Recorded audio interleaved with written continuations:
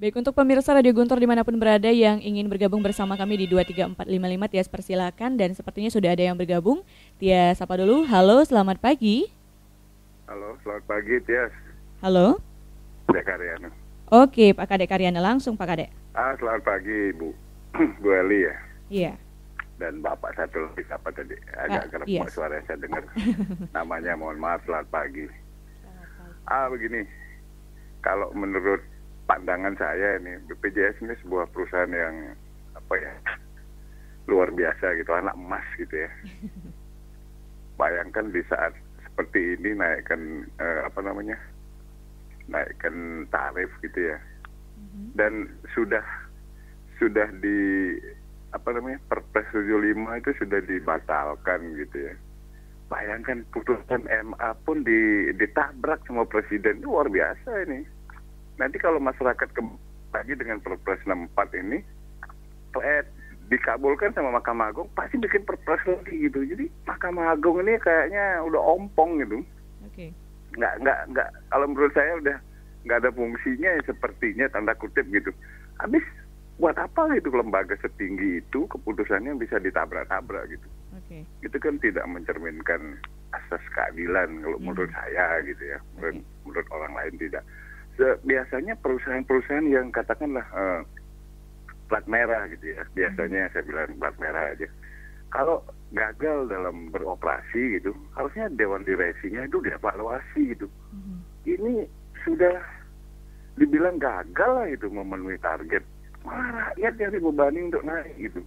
Untuk naik tarif ini aneh, saya pikir aneh gitu. Harusnya kan direksinya, Dewan Direksinya di pusat tuh bisa kerja apa enggak gitu loh. Kalau menurut saya gitu.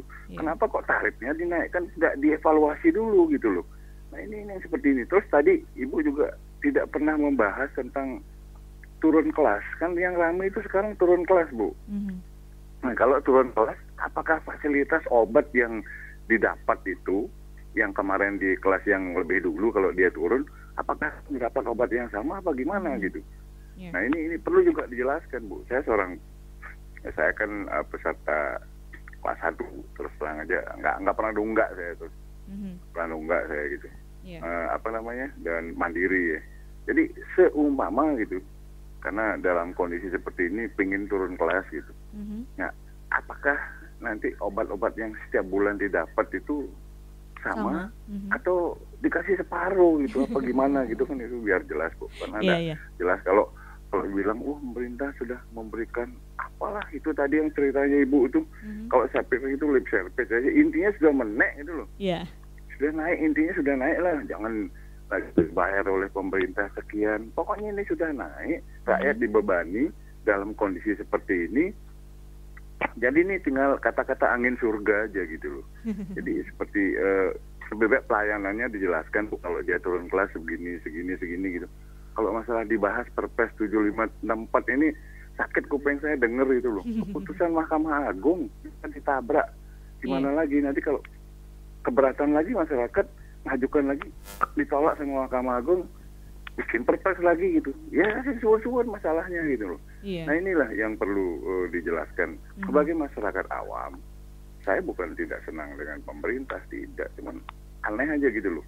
Kan ini negara hukum. Hukum itu sudah menyatakan begini sesuai mahkamah tertinggi loh di Republik ini. Bisa ditabrak. Luar biasa ini gitu loh. Selamatlah buat BPJS. Sudah dibela mati-matian seperti ini, mudah-mudahan pelayanannya semakin baik dan transparan. Terima kasih, selamat pagi. Baik, terima kasih Pak Kadek Karyana yang sudah bergabung bersama kami. Masih kita berikan kesempatan untuk pemirsa Radio Guntur dimanapun berada yang ingin memberikan aspirasi, pertanyaan, saran maupun masukannya di 23455 sebelum nanti akan ditanggapi oleh Bu Eli maupun Pak Dias gitu ya. Baik, apakah di belakang Pak Kadek Karyana sudah ada pemirsa Radio Guntur yang akan bergabung bersama kami? Oke, nampaknya belum. Mungkin Bu Eli mau menanggapi? Baik, terima kasih untuk Pak Kadek Karyana ya. Semoga sehat selalu ya Pak ya. Jadi terima kasih, ini salah satu contoh peserta JKN yang kita harapkan seperti ini. Yang pertama adalah sudah mendaftar. Terus yang kedua iurannya rajin selalu dibayar. Tadi kan kelas 1 saya tidak pernah nunggak. Terima kasih Pak, ini nanti bisa jadi contoh bagi peserta yang lain. Kemudian yang ketiga, mudah-mudahan selalu dalam keadaan sehat ya. Nah, kaitannya yang tadi disampaikan, ini ada telepon lagi. Oke, kita tanggapi dulu Bu ya. Oke, kita tanggapi dulu penelpon di belakang Pak Kadek Karyana. Halo, selamat pagi. Halo. Oke, Pak Riba ya, di Lot Pekan ya. Ini hanya di Cawang, malu. Mbak Tias. Iya, Mbak Tias ini Pak. Volume radionya seperti biasa dikecilkan terlebih dahulu. Teleponnya didekatkan agar suara Pak Riba bisa terdengar jelas ya. Cakep di Studio Gempol 38. Halo. Selamat pagi. Oke, selamat pagi. Ada Bapak, ada Ibu narasumber nih. Iya. Mbak Tias. Iya. Om Swastiastu. Om Swastiastu. Ya kan peserta ASKA sebetulnya yang udah pensiun. Bu 73 kan Bu. Tapi yang dicari ada ngurungan ya ASKA-nya itu ya. Buktinya waktu istri saya sakit itu anak-anak sampai gitu.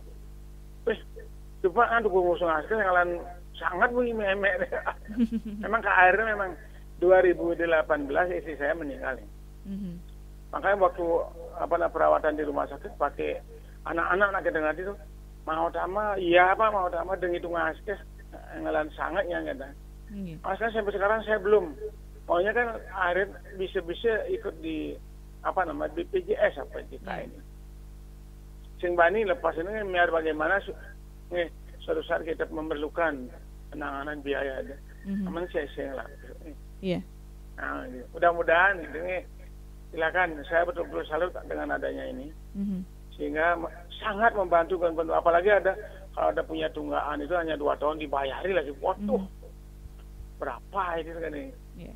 Sekian aja Ibu Bapak, terima kasih Mbak Tia. Iya. Salam untuk semua rekan Raja Guntur. Terima kasih selamat juga. Pagi, Om. Santi Om. Om Santi Om. Terima kasih juga untuk Pak Riba di Lot Pekan yang sudah bergabung bersama kami.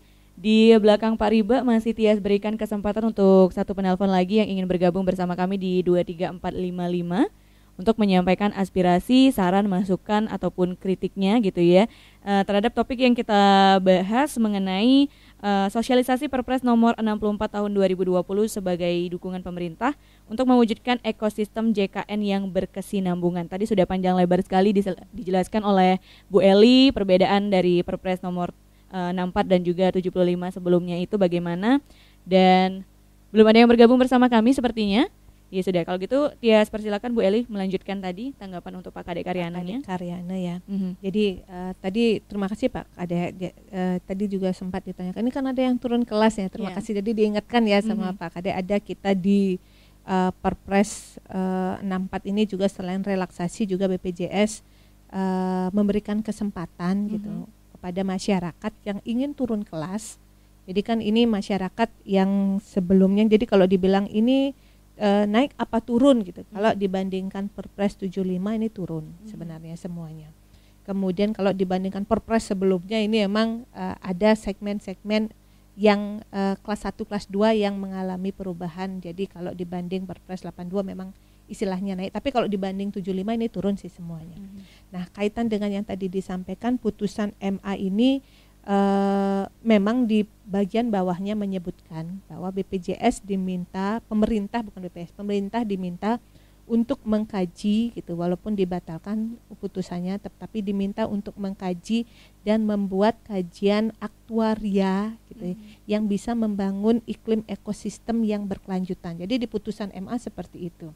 Kemudian memastikan pelayanan kesehatan gitu ya, dapat memenuhi kebutuhan dasar dari masyarakat. Jadi kemudian di putusan Perpres ini kemudian melihat kembali kalau ini diturunkan seperti sebelumnya gitu. Tentunya kalau kita ingin JKN sehat dan berkesinambungan tentu akan agak sulit gitu. Karena apa? Karena kejadiannya adalah seperti tahun sebelumnya, bisa jadi BPJS gagal bayar, rumah sakit nggak bisa kita lakukan pembayaran rutin, obat-obat banyak kosong, kan ini kejadian nih tahun lalu seperti ini.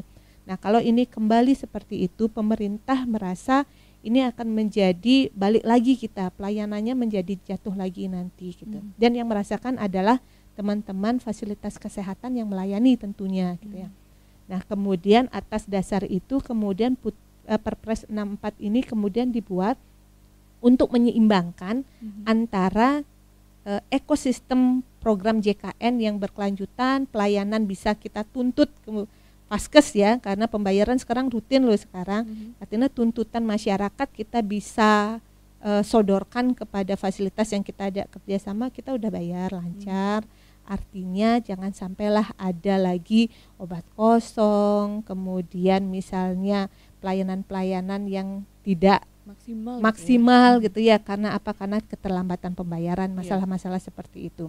Nah, ini kemudian dijawab dengan untuk yang kelas 3 terutamanya untuk masyarakat yang paling merasakan kenaikan ini diberikan bantuan iuran gitu ya. Kemudian yang kelas 1, kelas 2 tetap diberikan bantuan iuran tetapi tidak sebanyak yang kelas 3 tentunya.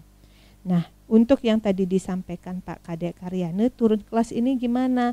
Nah, selama masa proses ini kan Perpres 64 ini baru dikeluarkan, masyarakat tentunya banyak yang kemudian apalagi di masa pandemi, aduh saya enggak kuat di kelas 1 lagi nih gitu. Nah, selama masa periode ini kita punya namanya program praktis, artinya simple ini. Jadi sampai dengan bulan September masyarakat yang memiliki keinginan untuk turun kelas, ya misalnya sebelumnya terdaftar kelas 1, saya mau kelas 3 aja deh gitu. Nah, yang kelas 3 ini bisa turun kelas, misalnya kalau yang memiliki tunggakan ini bisa turun kelas tanpa melunasi. Kalau dulu kan aturannya lunasi kemudian baru turun kelas. Nah, kalau sekarang tidak perlu melunasi dulu, artinya selama masa sampai dengan September masyarakat silakan menurunkan kelasnya jika memang tidak memiliki kemampuan untuk terus membayar, ya apalagi yang memiliki tunggakan nih kami sarankan yang sudah tunggakannya misalnya dulu kelas 1 supaya tidak tambah banyak lagi nih karena 150 akhirnya sekarang, ya segera ke BPJS untuk menurunkan kelas gitu loh, supaya tunggakannya tidak tambah banyak lagi nanti. Maksudnya ya sudah jadi 25.500, kapan memiliki kemampuan bayar baru silakan dibayar. Nah, kemudian untuk turun kelas ini sebenarnya tidak harus ke kantor BPJS sih, simple sebenarnya. Ini kalau peserta JKN punya HP, pasti punya HP ya. Nanti silakan di-download aplikasi mobile JKN. Nanti setelah di-download kemudian masukkan sedikit, nanti di sana bisa melakukan turun kelas secara perorangan sendiri, tidak perlu repot ke BPJS lagi. Oke, jadi bisa via mobile JKN. Betul. Gitu ya, tidak harus langsung datang ke kantor BPJS seperti itu. Ada lagi, Bu Eli? Masih ada telepon atau? Oke, kita tanggapi satu penelpon lagi ya di 23455. Halo, selamat pagi. Halo, selamat pagi, Tias ya. Oke. Om Swastiastu dengan Pak narasumber Narte. Oke, Pak Narte, langsung Pak.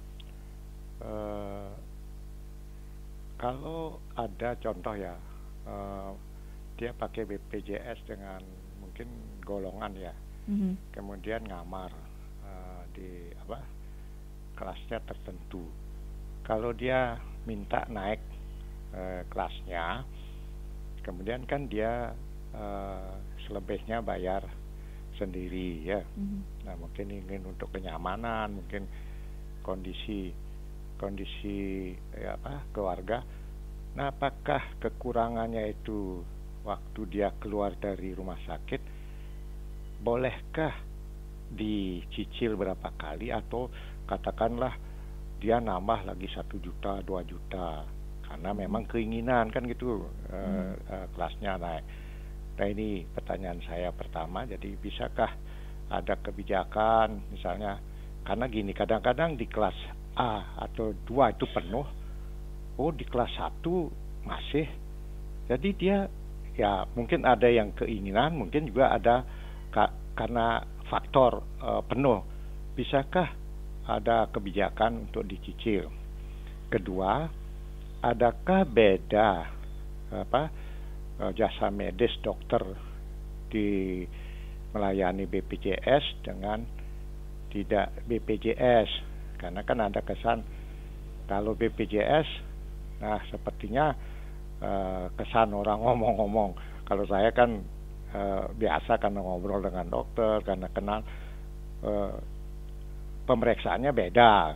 Nah, itu kedua. Ketiga, mengenai obat juga ada kesan.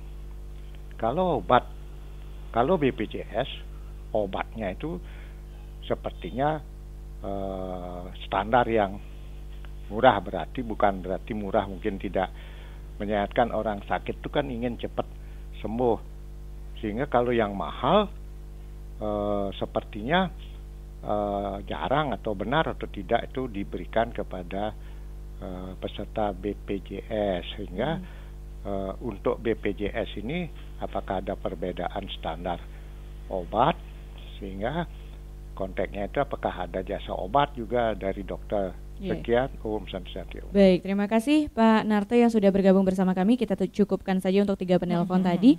Baik Bu, bisa dilanjutkan? Baik, terima kasih. Mungkin menyambung yang tadi disampaikan Pak Kadek dulu ya. Apa sih bedanya layanan kalau turun nanti, misalnya Pak Kadek ingin turun ke kelas 3 misalnya. Apa sih bedanya? Apakah obatnya yang dulu kelas 1 misalnya 3x1 terus kelas 3 jadi 1x1 misalnya? Enggak, jadi untuk benefit atau manfaat layanan yang didapatkan oleh peserta JKN tentunya sesuai dengan indikasi medis ya. Walaupun kelas 1, kelas 2, kelas 3, manfaat layanan dasar pelayanan itu sama gitu. Jadi tidak kemudian kelas 1 kemudian obatnya dibungkus apa, enggak. Jadi kita punya standar yang sama untuk obat, kualitas layanan dan segala macam. Yang membedakan kelas 1, kelas 2, kelas 3 itu apa saja gitu ya. Yang membedakan adalah ruangan, itu saja gitu. Tapi visite dokter berapa kali ke peserta itu ya sama harusnya. Itu standar-standar medis yang memang harus ada, protokol yang ada di rumah sakit tentunya harusnya sama ya. Kemudian makanannya sama ya, ini tergantung rumah sakit ya jadinya. Jadi kenyamanannya mungkin akan sedikit berbeda gitu, karena mungkin yang satu dirawat kalau kelas 3 berlima misalnya satu ruangan, mungkin kelas 1 bisa sendirian atau berdua. Nah ini yang membedakan. Tetapi kalau standar manfaat layanan yang dibutuhkan, obatnya apa, berapa kali dia harus minum obat, ini sama gitu ya. Kemudian untuk yang Pak Riba tadi, terima kasih ya. Jadi apa bedanya Askes dan BPJS? Ini sama sih Pak. Jadi Bapak otomatis menjadi peserta JKN.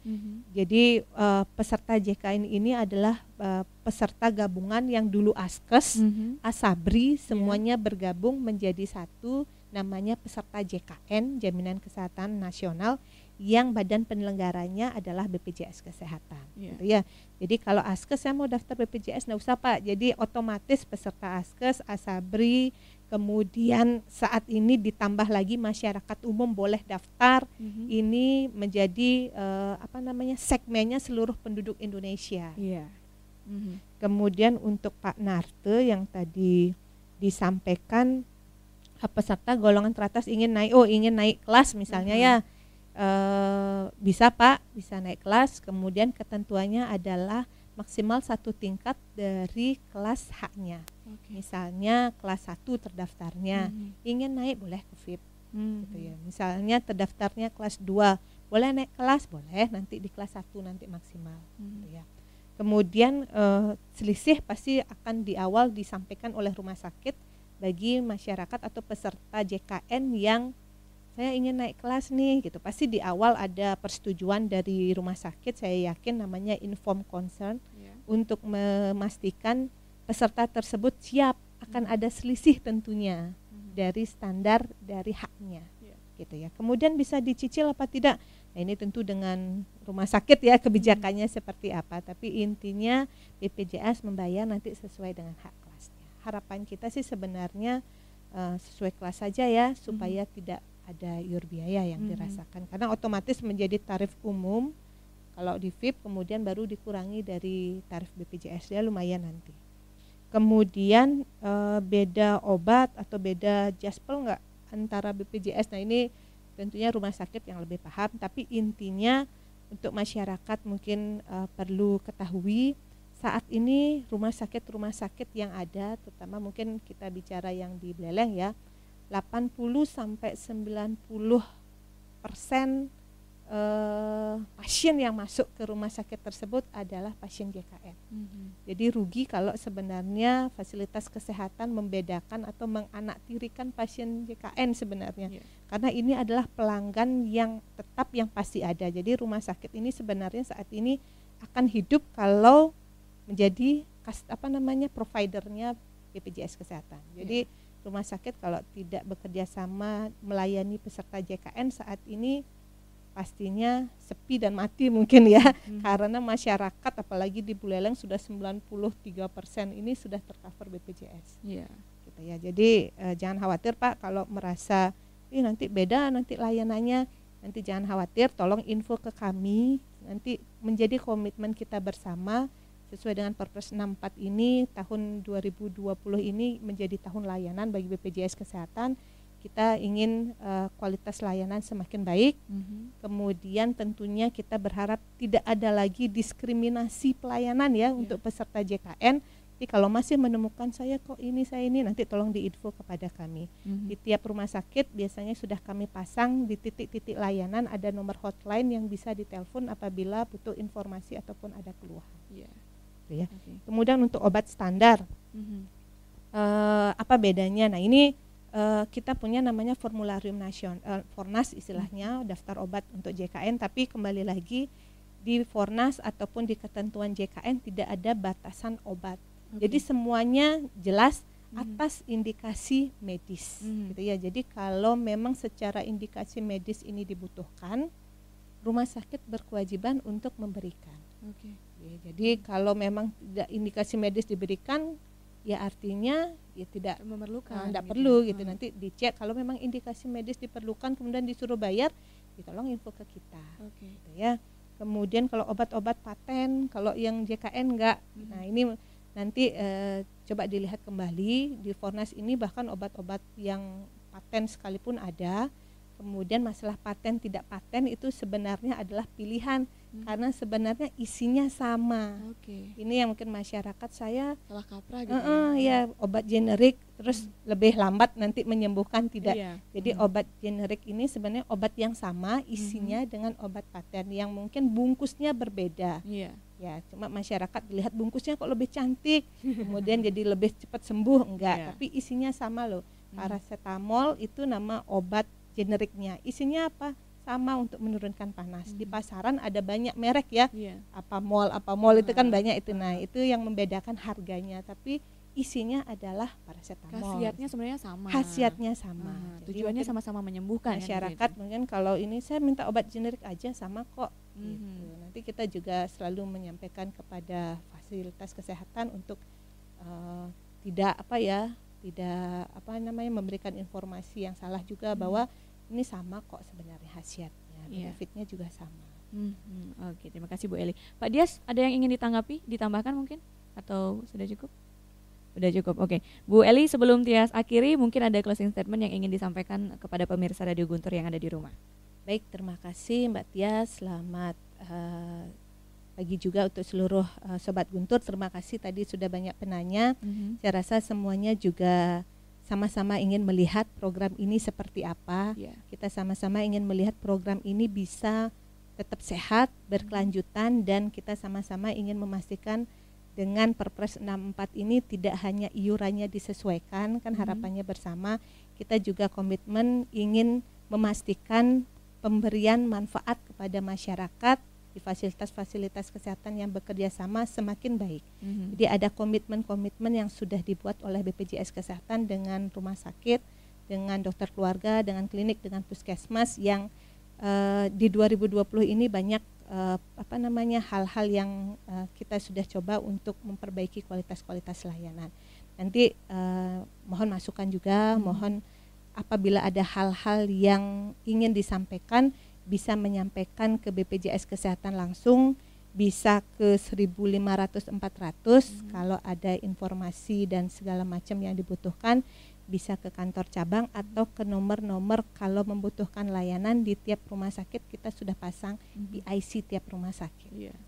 Gitu. Oke, baik. Terima kasih sekali lagi buat Bu Sehat Eli. selalu ya untuk peserta JKN. Iya, sehat selalu untuk peserta JKN. Pastinya tidak ada yang ingin masyarakat itu sakit sebenarnya gitu ya. Tapi BPJS ini dibuat untuk mempermudah masyarakat lah untuk memperoleh layanan kesehatan kan gitu ya Bu Eli ya. Sekali lagi terima kasih Bu Eli dan juga Pak Dias yang sudah hadir di Studio Gempol 38. Dan terima kasih juga untuk pemirsa Radio Guntur yang sudah joinan di 23455 untuk menyampaikan aspirasi, pertanyaan, kritik, dan masukannya. Semoga apa yang disampaikan itu bisa menjadi bahan evaluasi lah untuk BPJS ke depannya.